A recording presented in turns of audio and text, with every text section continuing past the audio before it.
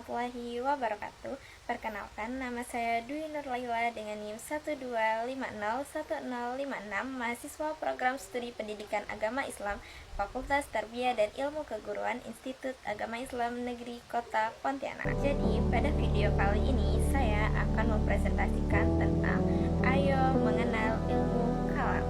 Nah, jadi yang pertama kita harus mengenal apa sih itu ilmu kalam.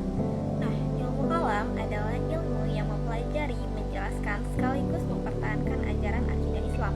Nah, dalam pembahasannya, ilmu ini memadukan antara dalil yang bersumber dari Al-Quran dan Hadis dengan pemikiran rasional manusia. Tujuannya adalah agar berbagai persoalan keimanan umat Islam bisa dipahami secara logis sehingga pemahaman akidah kita menjadi semakin kuat. Lalu, bagaimana sejarah atau latar belakang munculnya ilmu kalam ini? Ilmu kalam mulai berkembang setelah wafatnya Nabi Muhammad SAW. Pada masa itu, muncul perbedaan pendapat di kalangan umat Islam mengenai masalah kepemimpinan, status iman, hingga konsep takdir. Ditambah lagi dengan masuknya pengaruh filsafat Yunani di dunia Islam. Hal ini mendorong para ulama untuk merumuskan suatu ilmu yang bisa menjelaskan akidah Islam secara logis dan sistematis untuk menjawab tantangan zaman. Yang selanjutnya adalah tujuan utama dari ilmu kalam. Yang pertama yaitu tentu saja untuk memperkuat keimanan kita. Yang kedua, untuk menjawab keraguan yang muncul terhadap akidah Islam. Dan yang ketiga, menjelaskan ajaran-ajaran Islam secara rasional. Dan yang keempat, membela ajaran Islam dari paham-paham yang menyimpang. Secara umum, ilmu ini membantu kita memahami keyakinan secara lebih mendalam dan siap menghadapi berbagai tantangan pemikiran. Nah, selanjutnya adalah sumber ilmu kalam. Dalam mengkaji masalah keimanan, ilmu kalam berpijak pada 3 sumber utama, yaitu Al-Quran, Hadis, dan akal atau pemikiran rasional manusia. Selanjutnya, apa saja sih yang dibahas di dalamnya? Ruang lingkup ilmu kalam mencakup 4 hal besar. Yang pertama, ilahiyat, yaitu pembahasan tentang ketuhanan. Yang kedua, nubuwat, yaitu pembahasan tentang kenabian. Dan yang ketiga, sam'iyat, yaitu perkara gaib dan kehidupan setelah kematian yang kita ketahui lewat dalil wahyu. Dan yang terakhir adalah tentang takdir dan kehendak manusia. Semua ini adalah aspek-aspek pokok dalam akidah Islam. Karena adanya dinamika pemikiran, muncullah beberapa aliran dalam ilmu kalam. Yang pertama, ada aliran Khawarij dan Murji'ah. Nah, Khawarij dipelopori oleh Abdullah bin Walid al-Rasbi. Ciri utamanya, mereka cenderung ekstrim dan menganggap pelaku dosa besar sebagai seorang kafir. Kebalikannya, yang kedua ada aliran Murji'ah yang dipelopori oleh Hasan bin Muhammad bin Ali. Mereka berpendapat bahwa pelaku dosa besar tetaplah seorang muslim dan urusan penilaian dosanya diserahkan sepenuhnya kepada Allah. Selanjutnya, ada 2 aliran yang bertolak belakang dengan perbuatan manusia.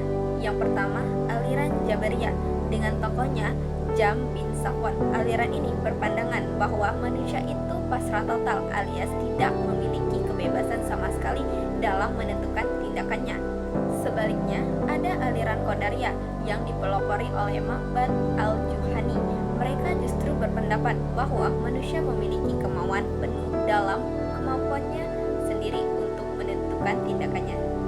Dan aliran berikutnya adalah aliran Mu'tazilah dan Salafiyah.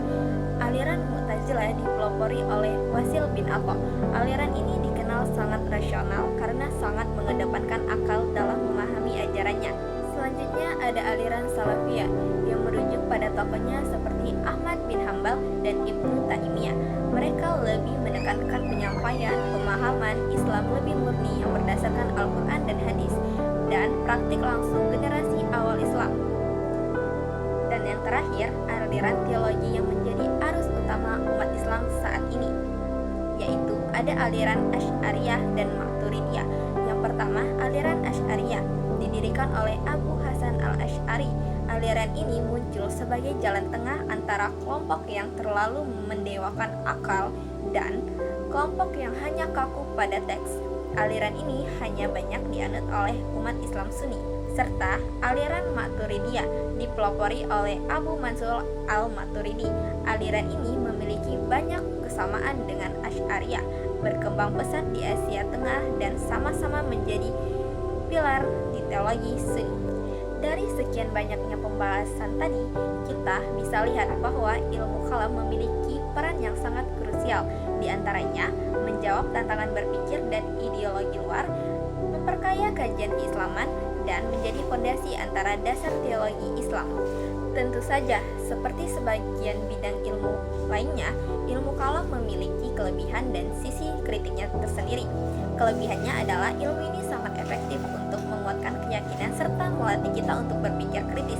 Namun, kritiknya adalah pembahasan terkadang menjadi sangat kompleks dan dirasa terlalu filosofis bagi sebagian orang.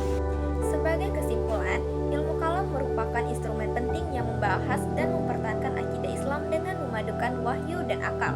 Kehadirannya sangat berharga untuk memperkuat keimanan kita, menjelaskan ajaran secara rasional sekaligus membentengi umat dari tantangan pemikiran yang terus berubah dari masa ke masa. Demikian presentasi yang dapat saya berikan. Mohon maaf dan terima kasih.